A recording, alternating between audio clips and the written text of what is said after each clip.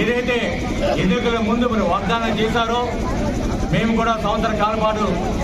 కూటమి ప్రభుత్వ పరిపాలన ఏ విధంగా ఉంటుందని చెప్పి వేచి చూద్దామన్న దూరంతో మేము కూడా మా పార్టీ అధ్యక్షులు కూడా వెయిట్ చేసే పరిస్థితి ఉంటే ఆ రోజు ఎన్నికల ముందు మీరు ఏదైతే ప్రజలకు వాగ్దానం చేశారో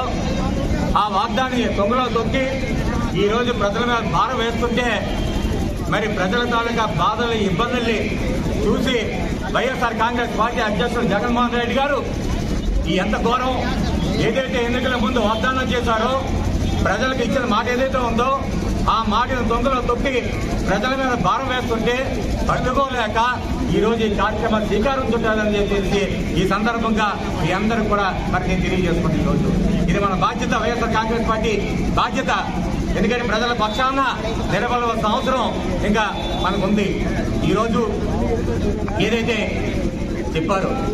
వాళ్ళు మీ అందరూ చూసారు, గ్రామాల్లోకి వచ్చి మనం ఏదైనా కరెంట్ ఛార్జ్ పెట్టారో జగన్మోహన్ రెడ్డి గారు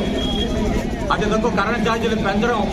ఒక ఎత్తు అయితే దానికి డిస్కబెట్టి 45,000 కోట్లు ఇచ్చి ప్రభుత్వం తాలూకా డబ్బు ఇచ్చి ఈరోజు కొంతవరకు ప్రజల మీద మరి వెసులుబాటు కల్పించే కార్యక్రమం ఆ రోజు చేస్తే ఈరోజు నువ్వేం చెప్పావు ఎన్నికల ముందు కానీ మానాడులో కానీ ఎక్కడికి వెళ్ళినా ఆ రోజు గ్రామానికి మీ కార్యకర్తలు తిరిగి